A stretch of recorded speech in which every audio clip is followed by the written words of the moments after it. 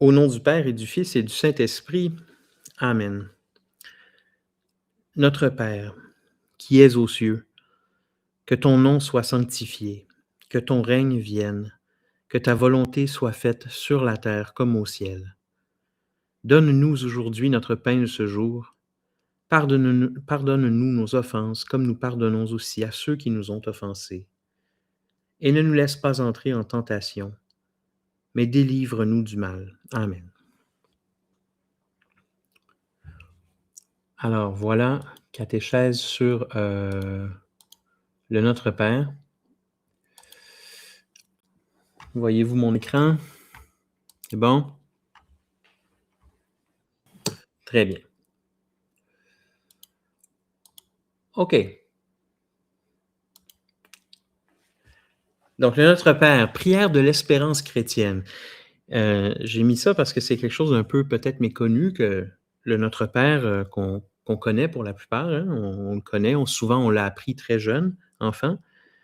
Mais c'est la prière, c'est une prière entre autres de l'espérance et qu'elle contient en elle-même tout ce qu'il faut espérer, cette vertu nécessaire au salut qu'on appelle l'espérance.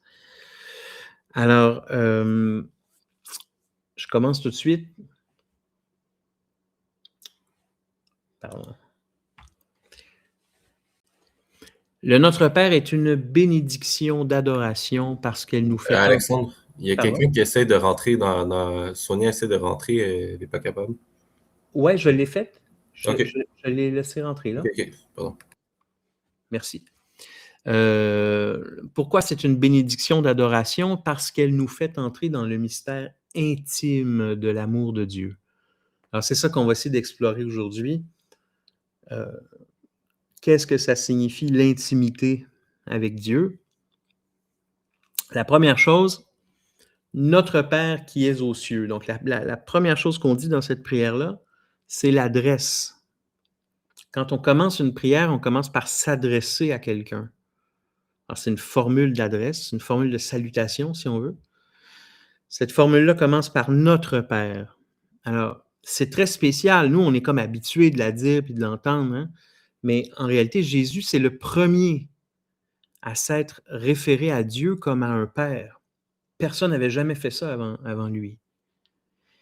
Et quand il l'a fait, ben, en plus, il l'a appelé, entre autres, Abba, à Gethsémani.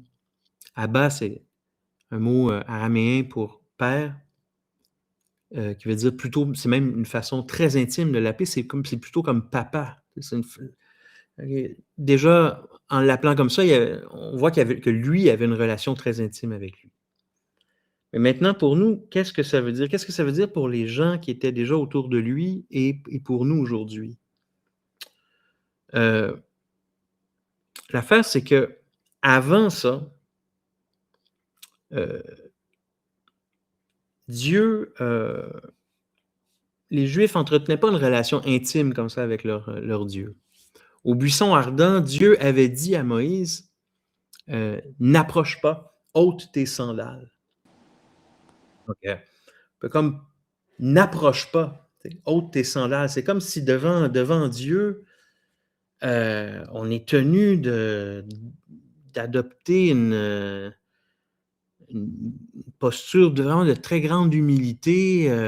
C'est un Dieu qui a une majesté, si grande qu'on est comme pas vraiment digne de s'approcher de lui. Lui-même dit, n'approche pas, ôte tes sandales. Donc, c'est une première façon pour Dieu de se présenter à l'homme, d'imposer à l'homme sa majesté, de montrer sa toute-puissance. Mais ce seuil de la sainteté divine, c'est Jésus qui va le franchir, en l'appelant notre Père. En se référant à lui comme à son Père, Jésus s'adresse à lui comme à un être intime. Alors, et puis il nous fait participer, nous aussi, de cette intimité. Donc, quand on dit notre Père, ben, on se rend compte que c'est un Dieu qui est Père, il y a donc un Fils, c'est Jésus qu'on le reconnaît, ça veut dire qu'on entre dans la Trinité. Ça nous fait entrer dans la Trinité. Alors, la posture qu'on doit avoir en disant « Notre Père qui es aux cieux », c'est celle de rendre grâce de nous avoir révélé son nom. Parce qu'à Moïse, il n'avait pas pleinement révélé son nom. Moïse avait demandé qui es-tu? Et Dieu avait répondu je suis ou je suis celui qui est.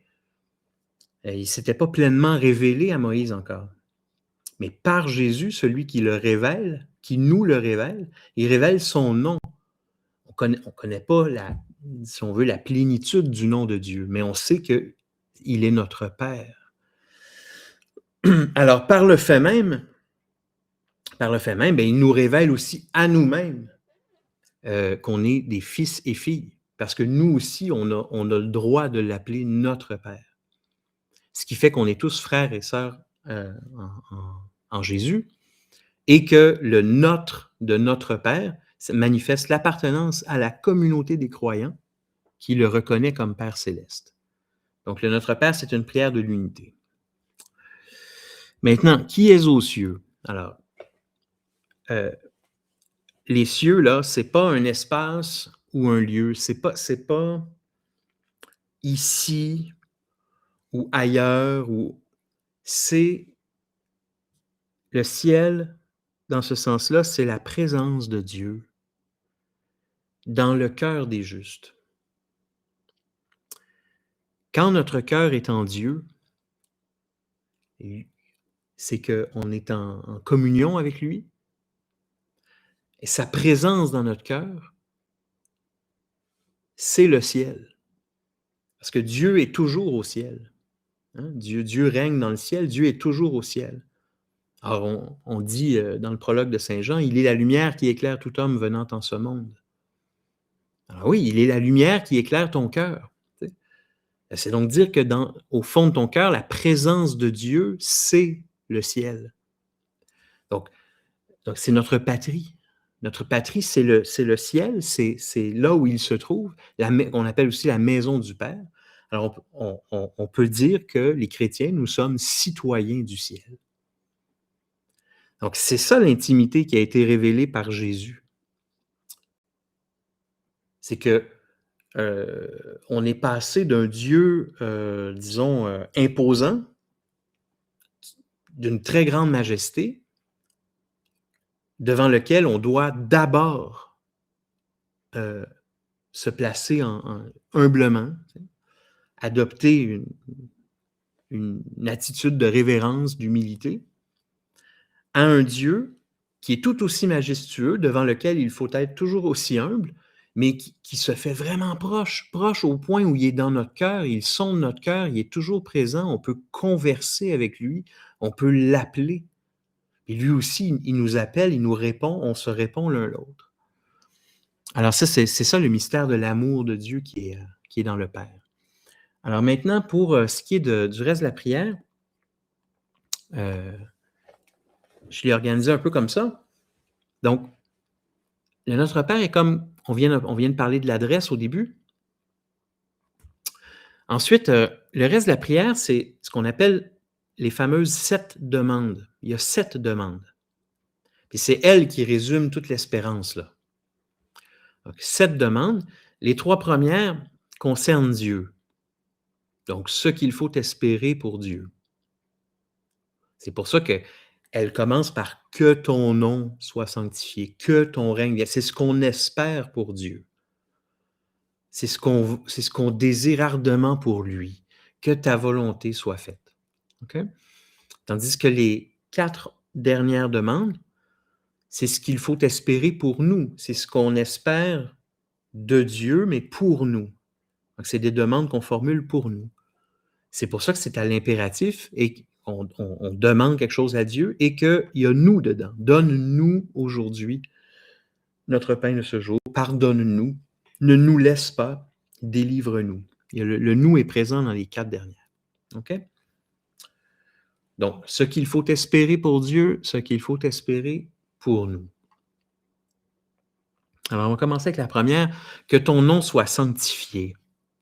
Alors, que ton nom soit sanctifié, je représente ça ici par la gloire. En vert, là, j'ai fait une petite interprétation là, personnelle, là. Un petit résumé en un mot. J'essaie de résumer le sens de la prière en un mot. Donc, que ton nom soit sanctifié, c'est la gloire de Dieu qui est en cause. Alors, pourquoi on demande ça? Pourquoi on dit que ton nom soit sanctifié? Est-ce que Dieu n'est pas déjà le saint par excellence? Est-ce qu'il peut vraiment devenir, par ma prière, plus saint qu'il ne l'est déjà? Non, c'est pas ça le sens. Le sens, c'est que notre espérance, c'est que son nom soit traité de manière sainte. C'est qu'on s'approche de lui toujours plus en traitant son nom de manière plus sainte. Alors, comment on fait ça? Pourquoi il faut faire ça? C'est parce qu'on est privé de la gloire de Dieu par le péché. L'introduction du péché, le péché originel, nous a privés de la gloire de Dieu au départ. Par Jésus, on retrouve la gloire sanctifiante. On a vu ça dans des catéchèses passées. Mais c'est quoi ça, la gloire? C'est quoi? La gloire, c'est ce qui manifeste la sainteté visiblement dans la création. Alors, tout ce qui est porté à nos sens dans la création, qui est saint, qui manifeste la sainteté de Dieu, c'est ça la gloire. C'est ça la gloire. Alors, quand on dit que ton nom soit sanctifié,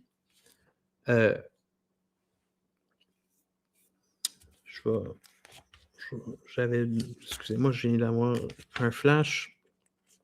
Je m'étais mis une petite note pour ça. Oui, c'est ça. C'est par la sainteté qu'il sauve. Et Jésus nous a sauvés, nous a réconciliés avec le Père par sa sainteté. Alors, on espère, nous aussi, augmenter notre sainteté pour faire comme Jésus, pour imiter Jésus.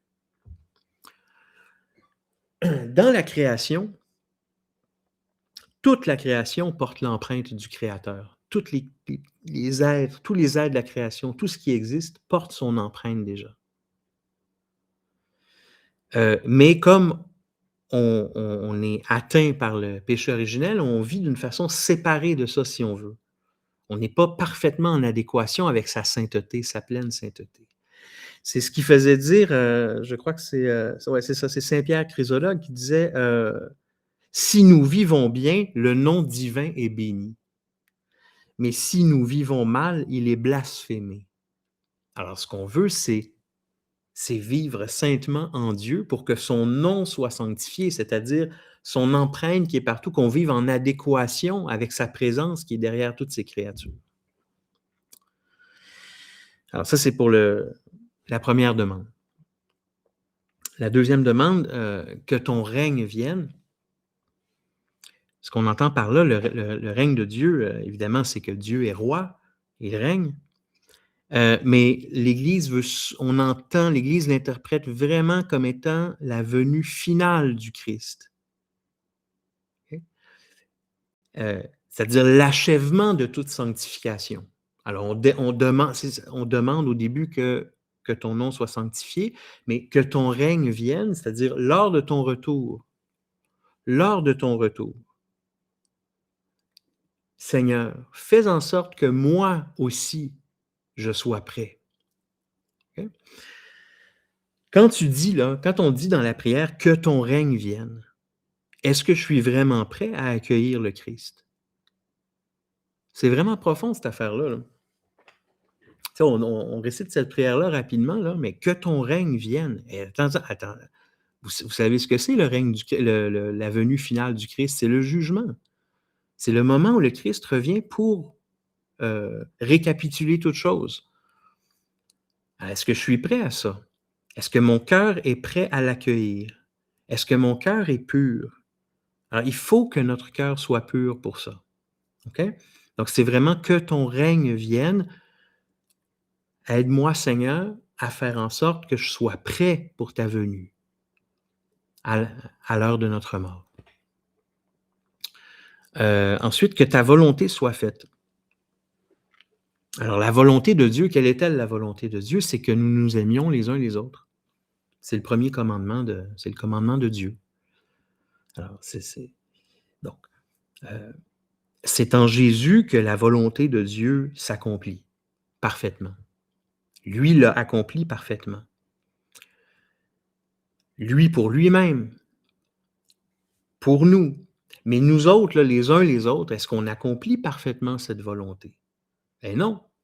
Encore une fois, à cause du péché. Donc, alors la volonté de l'homme est imparfaite. Donc, quand on demande que ta volonté soit faite sur la terre comme au ciel, c'est donc dire qu'on veut que sa volonté soit pleine et entière, faite, c'est pour que la terre ne soit plus différente du ciel. C'est pour que nous-mêmes, on soit capable de faire sa volonté, parce que tant que moi, je ne fais pas sa volonté n'est pas accomplie pleinement dans son plan. Son plan n'est pas pleinement réalisé. Tant qu'il va rester des traces de péché dans le monde, toute sa volonté étant de sauver l'humanité par l'amour, ça peut pas avoir lieu. Donc, j'ai quelque chose à faire avec ça. J'ai quelque chose à espérer de ça. Il faut que je demande au Seigneur, aide-moi à faire ta volonté, pour qu'elle soit faite sur la terre comme au ciel, pour qu'il n'y ait plus de différence entre ce qui se passe sur la terre et ce qui se passe au ciel. D'ailleurs, Jésus l'avait dit, hein, quelque part, c'est en faisant la volonté de mon Père qui est aux cieux, hein, c'est pas en disant « Seigneur, Seigneur hein, », il veut qu'on fasse sa volonté.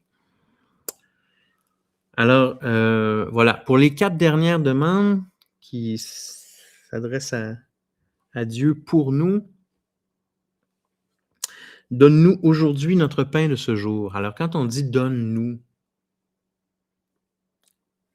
donne-nous, c'est la confiance des enfants qui attendent quelque chose de leur Père. C'est la providence qui s'exprime là. C'est l'appel à la providence. Donne-nous.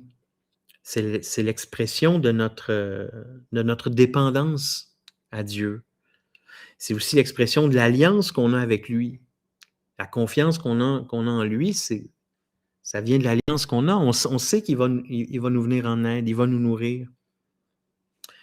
Maintenant, notre pain, donne-nous aujourd'hui notre pain de ce jour. Le pain, c'est quoi? Alors, le pain, c'est 2 choses.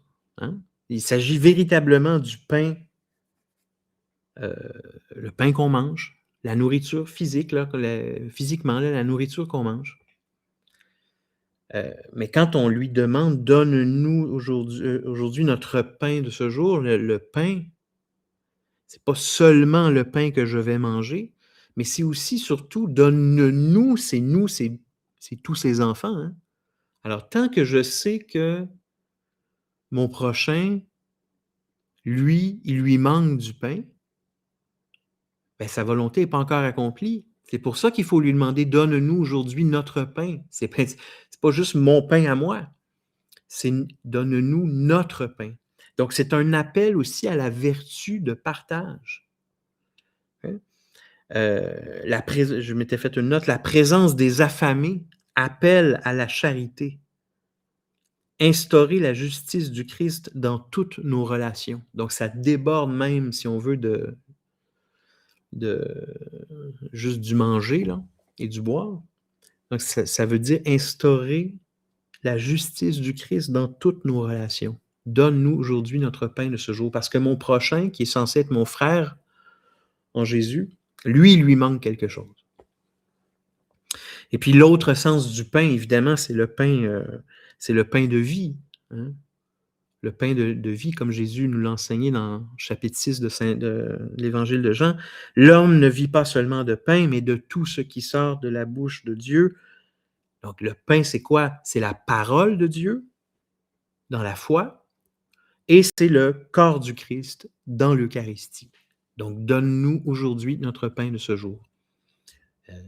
Donc, comme on sait, l'Eucharistie a lieu en permanence, hein, partout, à tous les jours, partout dans le monde. Donc, le aujourd'hui de cette formule-là, là, donne-nous aujourd'hui notre pain de ce jour ou notre pain quotidien. Ça fait référence à la fois au moment présent dans la création, mais ça fait aussi au jour du Seigneur, le jour du festin au royaume, qui lui est éternel. Alors, il y a comme un pont entre les deux, là. Un pont mystérieux entre les deux. Voilà pour ça. Est-ce que je peux rajouter une petite affaire pour le pain de ce jour? Ben oui. J'avais entendu ça il y a quelques années, je me souviens plus d'où, mais ça m'avait même vraiment marqué. Puis encore aujourd'hui, là, à chaque fois que je récite cette parole-là, cette prière-là, ça me revient en tête. Tu sais, à la 4e demande, donne-nous aujourd'hui notre pain de ce jour. Tu sais, pas notre pain pour la vie, pas notre pain pour l'année, mais juste aujourd'hui. En même temps, c'est une marque de confiance qu'on a envers le Seigneur, de se dire qu'à chaque jour, il va nous donner ce dont on a besoin à chaque jour. Fait que ça sert à rien d'accumuler ou de se projeter dans le futur parce que Dieu, à chaque jour, il sait ce dont on a besoin puis il va vraiment nous le donner. On dirait que ça rend encore plus tangible l'espèce d'abandon qu'on a à faire puis l'espérance qu'on a puis la confiance qu'on doit avoir envers le Seigneur qui va nous donner justement exactement ce dont on a besoin au bon moment. Ouais, c'est vraiment bon. Ça me fait penser à, tu sais, quand il parle des oiseaux du ciel, tu sais, que Oui, exact. ils s'inquiètent pas, eux autres, Non. d'être nourris par leur Père. Alors, tu sais, ils nous demandent de pas nous inquiéter non plus, tu sais. Je pense que c'est bon ce que tu dis, c'est ça, c'est la confiance qu'on a avec lui. Donne-nous, tu sais. Merci Stéphanie. La prochaine demande, pardonne-nous nos offenses comme nous pardonnons aussi à ceux qui nous ont offensés. Alors, malgré notre supplication d'être sanctifié, que son règne vienne, qu'on fasse sa volonté, on n'y arrive pas parfaitement. Mais pourquoi? Mais parce qu'on ne cesse de pécher, malheureusement. Alors, il faut nous réconcilier avec lui. C'est pour ça que Jésus est venu sur la terre. C'est pour ça que le Père a envoyé son Fils unique sur la terre. C'est pour nous réconcilier avec lui. C'est pour qu'on retrouve la grâce sanctifiante qu'on avait perdue.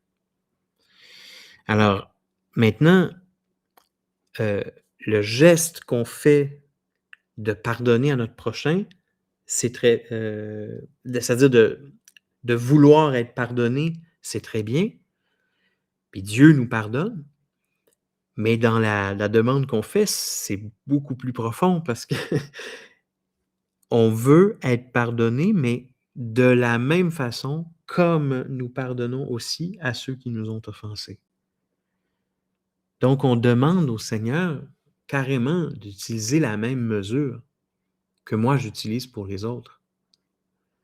Alors, ça demande de notre part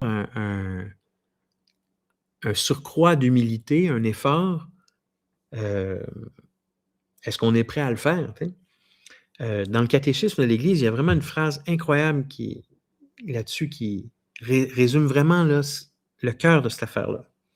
Ça dit « La miséricorde de Dieu ne peut pénétrer notre cœur tant que nous n'avons pas pardonné à ceux qui nous ont offensés. » C'est ça le mystère qu'il y a derrière ça.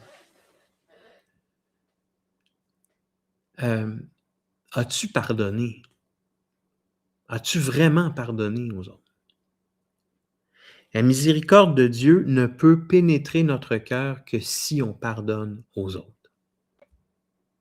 Donc, au fond, on a beau supplier le Père de nous pardonner, pour aller à la confesse 8000 fois, si on n'a pas pardonné, la miséricorde de Dieu ne va pas pénétrer dans notre cœur. C'est spécial, hein? Ça me rappelle, il y a beaucoup de gens qui qui participent à des soirées de guérison, tu sais, des prières, guérison par la prière. C'est très bien, hein, ça existe, c'est vraiment bien. Seulement, j'ai déjà rencontré des gens qui, ça fait, je sais pas moi, 30 ans qu'ils prient, là, puis ils sont toujours en train de chercher une guérison, une guérison, une guérison. Et je me suis fait dire une fois que souvent, ces personnes-là, c'est qu'elles n'ont pas pardonné dans leur cœur. Elles ont toujours... Tu sais, la miséricorde de Dieu qui leur permettrait de sortir de leur marasme, de guérir, vient du fait qu'ils n'ont pas pardonné. Ils entretiennent constamment une rancune par rapport à du mal qu'ils ont subi. On se comprend là, entre nous. Il y a des gens qui ont subi du mal, qui ont des souffrances vraiment très profondes, tu sais, de leur enfance, de toutes sortes de choses qu'ils peuvent avoir vécues. Mais la clé pour ça, c'est le pardon, c'est d'être capable de tourner la page, de vraiment par la grâce de Dieu, de lui demander « Donne-moi la force de pardonner parce que je veux de ta miséricorde. » Ça, le Seigneur, il va vous la donner dans ce temps-là. Alors, on appelle ça l'unité de pardon, ça s'appelle comme ça, l'unité de pardon. Saint Paul aussi parle de ça, de se pardonner mutuellement, je pense que c'est dans les Éphésiens, dans la lettre aux Éphésiens. Donc, l'unité de pardon, tu pardonnes aux autres, tu vas être pardonné. C'est une espèce d'échange encore, on est encore dans le commerce de l'amour là, entre nous. Et la demande suivante, ne nous laisse pas entrer en tentation. Ne nous laisse pas entrer en tentation, c'est, je résume ça par le mot persévérance. Le mot persévérance. Alors, les péchés sont les fruits du consentement à la tentation. Pourquoi on dit ne nous laisse pas entrer en tentation? Pourquoi on souhaiterait plutôt éviter d'avoir des tentations?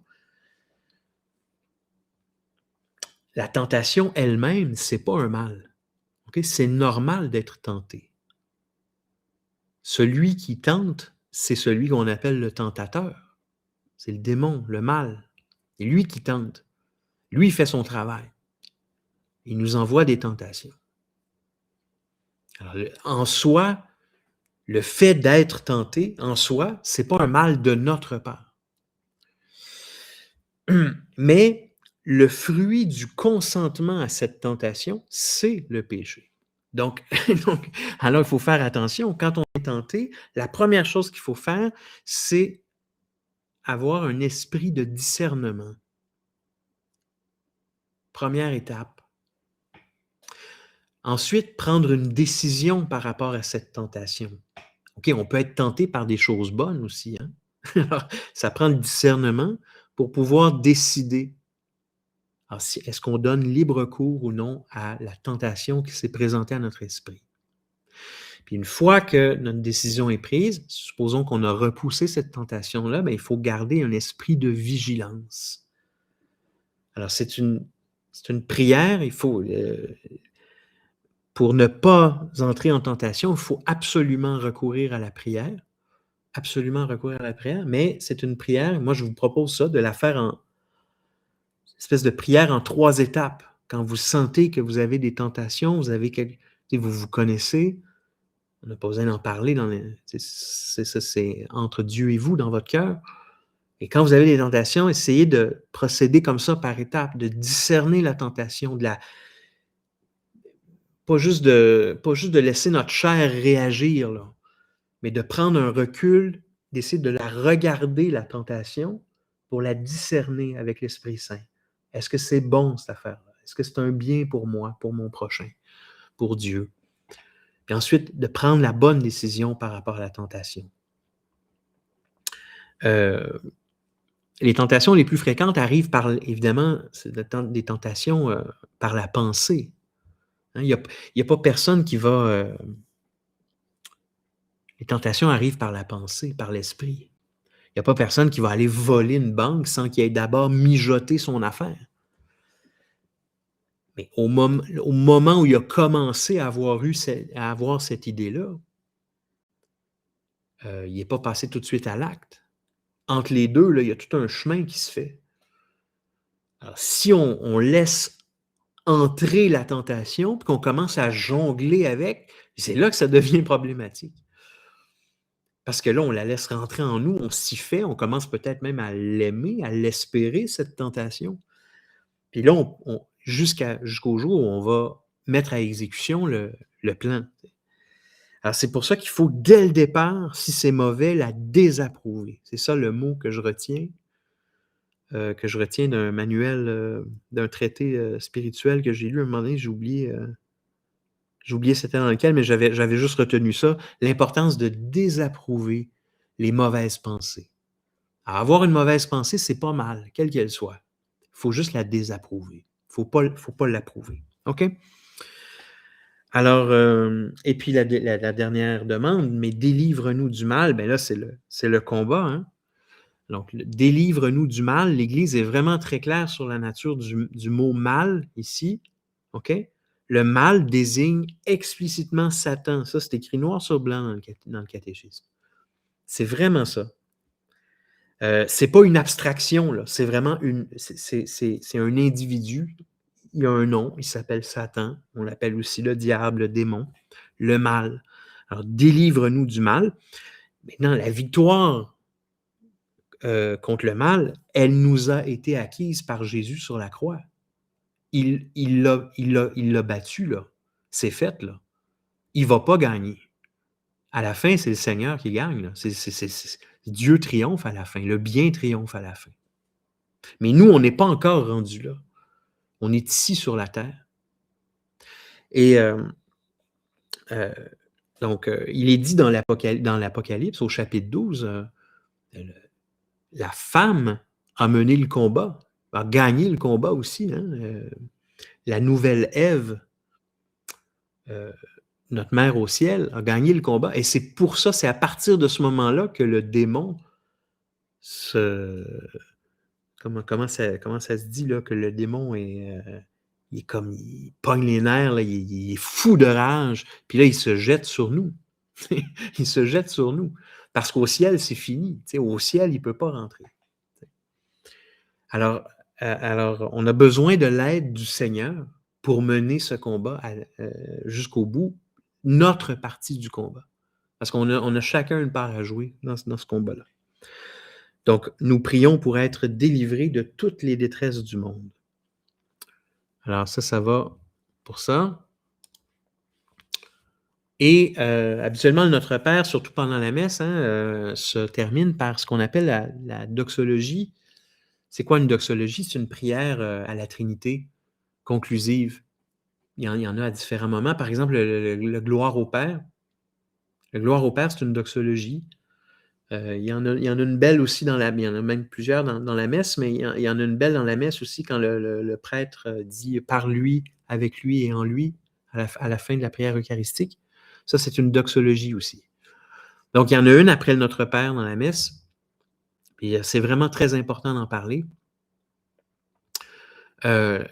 On dit « car c'est à toi qu'appartiennent le règne, la gloire et la puissance pour les siècles des siècles ». Bien, déjà, ces trois mots-là déjà devraient allumer quelque chose en vous. C'est les trois premières demandes du Notre Père. Mais pourquoi on dit ça? Pourquoi on clame haut et fort que c'est à toi qu'appartiennent le règne, la gloire, la puissance?